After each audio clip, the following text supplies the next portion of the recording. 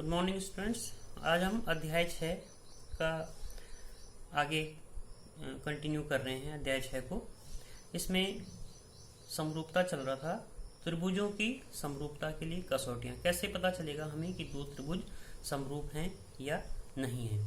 अगर दो त्रिभुजों में उनके संगत कोण बराबर हों, मतलब एक त्रिभुज के तीनों कोण और दूसरे त्रिभुज के तीनों कोण अगर आपस में बराबर हैं तो उसको हम बोलते हैं ए ए समरूपता या ए समरूपता, क्योंकि अगर दो कोण बराबर होंगे तो तीसरा अपने आप ही बराबर हो जाएगा। दूसरा है, यदि दो त्रिभुजों का एक कोण बराबर हो और उस कोण को बनाने वाली भुजाएं समानुपाती हों। एक कोण बराबर, इसमें तो तीनों कोण बराबर थे पहले वाले में, दूसरे में क्या है कि कोण एक ही बराबर होगा और उस कोण को बनाने वाली जो दो भुजाएं हैं वो दोनों आपस में समानुपाती होंगी। उसको बोलते हैं SAS समरूपता। और तीसरा है कि यदि दोनों त्रिभुजों की भुजाएं समानुपाती हो, तीनों भुजाएं समानुपाती हो, इसमें कोण नहीं है, तो इसको बोलते हैं SSS समरूपता। अब इनके एग्जाम्पल देखिए। जैसे पहला था क्या, दो त्रिभुजों के संगत कोण बराबर हों। ये एक त्रिभुज ABC है, इसके कोण हैं 80, 40 और 60। और ये त्रिभुज दूसरा है PQR, इसके कोण हैं 80, 60 और 40।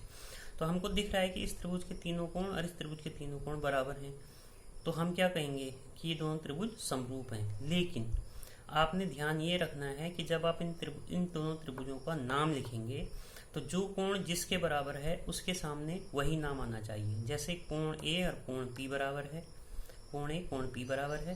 कोण B किसके बराबर है? कोण Q के बराबर नहीं है, कोण R के बराबर है।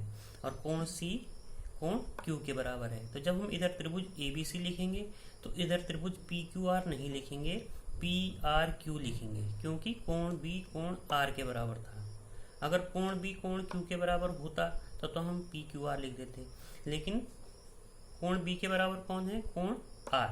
तो हम B के सामने क्या लिखेंगे? R। जब इधर हम ABC लिखेंगे तो A किसके बराबर है? P के बराबर। B किसके बराबर है? R के बराबर। और C किसके बराबर है? Q के बराबर। तो यहाँ पर PRQ लिखेंगे। इस चीज़ का आपने ध्यान रखना है। दूसरा देखिए, दूसरे में क्या था कि एक कोण बराबर है और उन कोणों को बनाने वाली भुजाएं समानुपाती हैं। तो जैसे ये है, ये कोण A 70 डिग्री है, यहाँ पर कोण Q 70 डिग्री है। और AB 3 है, AC 4 है, यहाँ PQ 8 है और QR 6 है। तो AB और AC का अनुपात, AB और AC का अनुपात 3/4 हुआ। यहाँ पर देखिए QR और QP का अनुपात, QR कितना है? 6 और QP कितना है? 8। तो 6/8 कितना हुआ? कैंसिल करेंगे 2 से तो 3/4। तो यहाँ पर AB और AC का अनुपात QR और QP के अनुपात के बराबर आ रहा है। तो इसका नाम हम कैसे लिखेंगे? और कोण A कोण Q के बराबर है। तो जैसे मैंने पहले में बताया था कि जब हम नाम लिखेंगे उस समय हमें ध्यान रखना है कि हमने कौन सा अल्फ़ाबेट किस तरफ लिखना है।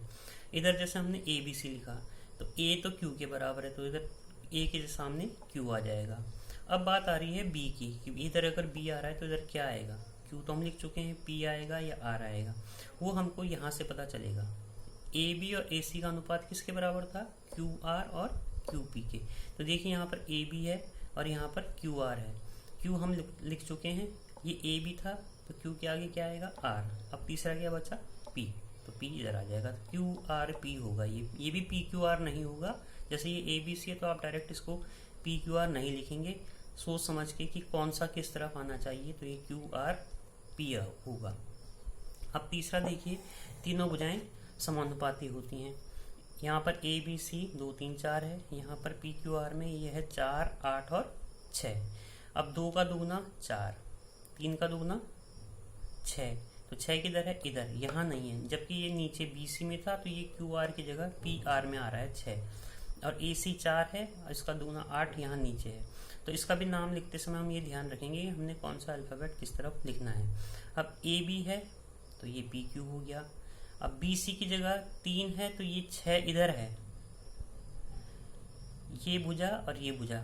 इसका मतलब ये हो रहा है कि यहाँ ABC लिखेंगे तो यहाँ पर QPR लिखना पड़ेगा हमको। त्रिभुज ABC समरूप होगा त्रिभुज QPR के, ये SSS समरूपता होगी। होमवर्क में आपके लिए प्रश्नावली 6.3 का क्वेश्चन नंबर 1 के सभी पार्ट हैं और ये प्रश्न एक जो है इसी तरह के क्वेश्चन है इसमें कि कौन सा त्रिभुज किसके समरूप है वो हमको बताना है। तो ये आपका आज का होमवर्क है।